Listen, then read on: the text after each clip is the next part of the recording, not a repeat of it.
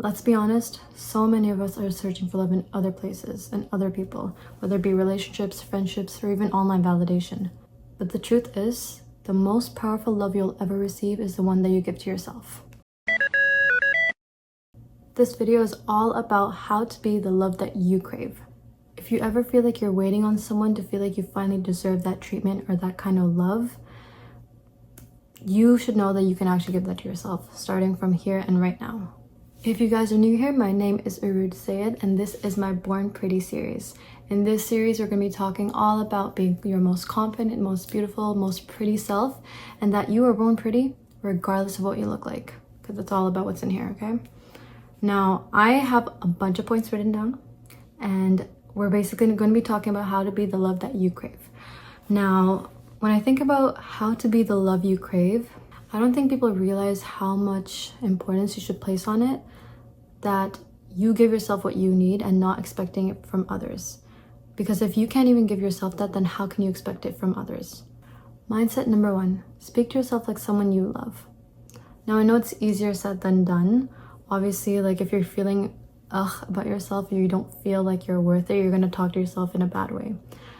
And that's really harmful and detrimental to the way that you see and view yourself, because over time that repetition kind of gets ingrained in your brain, and even if you're feeling good about yourself, you might actually not be feeling good about yourself, or at least you won't be able to feel good about yourself because of the way that you're speaking to yourself. I always think of one thing: if you had a best friend and you spoke to them the way that you were speaking to yourself, would that be okay?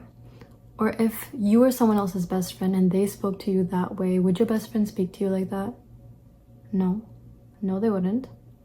And if they do, then they are not your best friend, because they should not be speaking to you like that. Your best friend should be real with you, but they should also still be kind.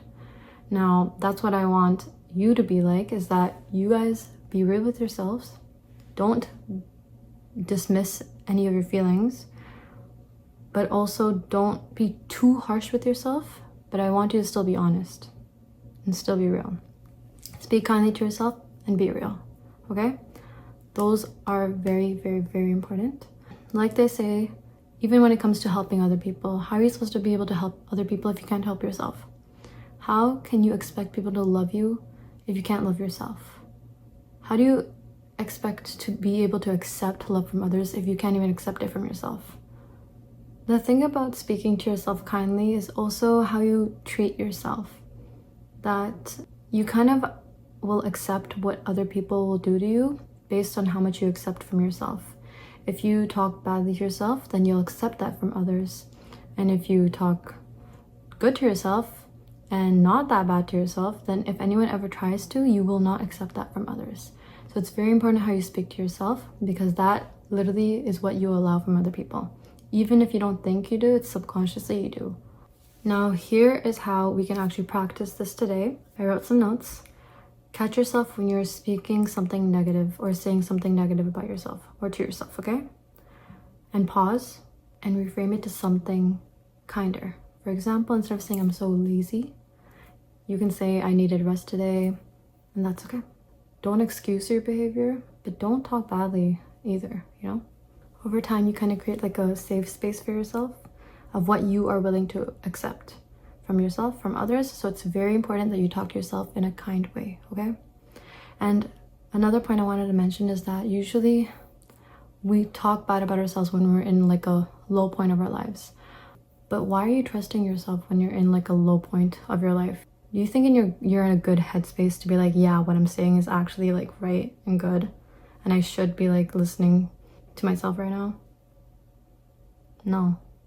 Take a step back and reframe what you're thinking. Sometimes you're just saying it out of emotions and not even any logic. Mindset number 2, romanticize your own life. So love isn't just about what you say or what you speak, it's also about how you act and how you treat yourself. Think about how you would want a partner to treat you. Would they get you flowers? Would they take you out on dates? Would you spend time with them? Would you sit in silence with them? Would you compliment them? Would you help them out? Would you want them to help you out? Now flip it. Are you doing those things for yourself? How are you supposed to understand how it feels to be loved and what you're willing to accept from other people if you don't even do it for yourself, okay? So romanticize your daily life, and that could be in like the tiniest form, whether it's like, for me it's journaling like every night. Like this stuff like helps me just like get my thoughts out of my mind at like peace. Other things could be like reading a book. I also like to do that. Buying flowers for yourself every week, or even just picking them out from the ground. I don't know if it's like okay to pick up from the ground. Other things could be literally lighting a candle or taking a nice everything shower, or any little tiny thing that you feel is good for you and that you just feel like you're treating yourself well. Do it. Because how can you expect it from other people if you can't even give it to yourself? If you start relying on a person, anybody, it could be a friend, it could be a parent, it could be a sibling, it could be a partner. If you start to rely on them for this stuff and depend on them to do this stuff, and then something goes wrong in that relationship, or it's like going on a bumpy road, do you think you're going to give it to yourself in those moments? Probably not. Because you were depending on the other person to do that for you. So get started and do it for yourself first. If you do it with others or for others, then it's an add-on. But you should get started with creating that base for yourself, that you're doing it for yourself, not for others. And even if no one else was there or something else is happening, you would still continue to do it for yourself and take care of yourself and love yourself. I'm also currently working on this myself, like going on solo dates. I really want to do that more often. I do it sometimes, but not as often as I'd like just sitting in a cafe and doing some work, or like taking myself out for a drive. I've been doing walks lately, so that's a good thing. But yeah, if you can probably tell, there's a sign over there. Anyways, my whole routine has been flipped, okay, as I can tell you. But just like being able to find some stability or take myself out of the house or do something for myself is something that's very important, because it's how I remind myself that I can do this for me, that I still have that within me, that I can still like love myself, you know? And the point isn't to prove it to anyone else that I'm doing all this stuff, okay? The point is not for you to prove it to anyone else that you're keeping yourself busy. The point is to actually be busy. Like keep yourself busy and do things. Do things for yourself that you love, and make your life worth celebrating and worth enjoying. Because when you do this, you stop waiting on other people to create those special moments for you, and you're creating them for yourself. And that you realize you have all that worth within you already, that you don't need anyone to bring that out, okay? And mindset number 3, set standards through boundaries, okay? We're talking about boundaries here, guys. Now let me read something. The love you crave also shows up in the boundaries you set. That's like when I try thinking about what that means. The love you crave is found in the boundaries, or shows up in the boundaries that you set. That comes down back to what you are willing to accept. Some people don't know how to love you, or they're learning how to love you. Some things you don't even know yourself what you're willing to accept from others or not. But when something does not feel good to you, that's when you know it's a boundary, okay? And boundaries are not what you tell other people to do. Boundaries are what you are willing to accept, okay? If someone's being rude to you, you can't just be like, hey, stop being rude. That's not how it works. You have to be like, I don't like it when you speak to me rudely. I don't accept that. Like, I don't like that.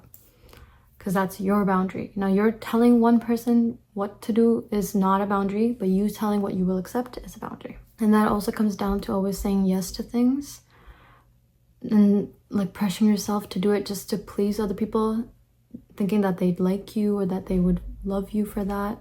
You have to place boundaries with yourself as well. When you're giving yourself love as well, you don't just do everything and anything. You do things that'll actually be good for you or push you. Even when it comes to other people, sometimes you will be a little bit tough on them, but that's because you love them. You won't always say yes. They won't always say yes. And sometimes you don't want them to say yes, okay? Because if you're making someone do something that they don't want to do, then that's not out of love, okay? So it goes both ways. Here's another thing. If you're always saying yes when you mean no, if you let people overstep, or if you accept less than what you think you actually deserve, then deep down you're telling yourself that what you think you deserve doesn't actually matter, or whatever you say doesn't actually matter. You kind of start to downplay your own beliefs in yourself, and you kind of lose that self-respect. You're not building self-respect by saying yes to other people all the time. When you say no is when you actually build self-respect for yourself. And other people will also see that and respect you for that, even if it might be tough in the beginning. So place your boundaries. And setting boundaries is an act of love. It's not being cold or being selfish. It's about protecting your own peace, okay? What you're willing to accept plays a big part.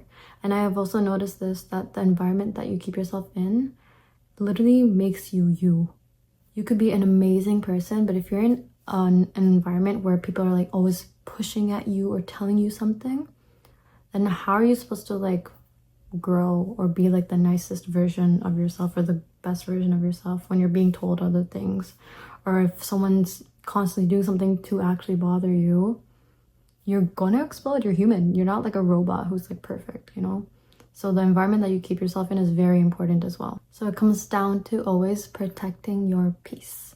Whenever you are in any type of relationship, always remember to protect your peace, okay? Now, sometimes we can be in the wrong with things too, but most times, keep your boundaries because your peace is the most precious thing out of everything. If you start to lose your peace, then there's no point of even having that love from that person or that friendship with that person or anything like that, okay? Build peace. Peace is very important, especially like in any aspect of your life, and especially nowadays. When you start to get older, you will literally realize how much peace is like so important. And then when it comes down to peace, it also comes down to how other people treat you. If you treat yourself good, then other people will also treat you good. So here's a quick practice. Write down 3 things that you will not tolerate anymore in your friendships or even any relationship, and write down 3 more things that you want more of. When you're honoring your boundaries, you're respecting yourself. Simple as that. And you're also creating space for people who can meet your standards too. So a little recap of what we learned in today's episode. So to be the love you crave, you need to 1, speak to yourself with kindness, 2, romanticize your own life, and 3, set boundaries and protect your worth and your peace, okay? These might sound simple, but if you practice them consistently, you will feel the shift and you will finally be the love that you crave, okay? You'll stop waiting on love and you'll start living as love. Okay, now it's your turn. Pick one of these 3 tips today and try one of them out, okay? And then using that journal page that I linked down below, write down 1 affirmation. It could be about how you're loving yourself more or just being that love that you crave. And comment down below if anything in this video helped you. I am so excited to just keep talking about things that mean a lot to me and things that I can teach you guys or also learn from you guys. So if you have anything you want to add into the comment section, you can. I hope you guys enjoyed this episode of my Born Pretty series. Again, it is to remind you all that you are born pretty. It doesn't have anything to do with your looks, but more so about what you build inside. And everybody is born pretty, okay? So we're gonna remind ourselves of that. If you guys enjoyed the video, give it a big thumbs up, leave a comment down below, and I will catch you guys in the next one. Don't forget to subscribe. Bye.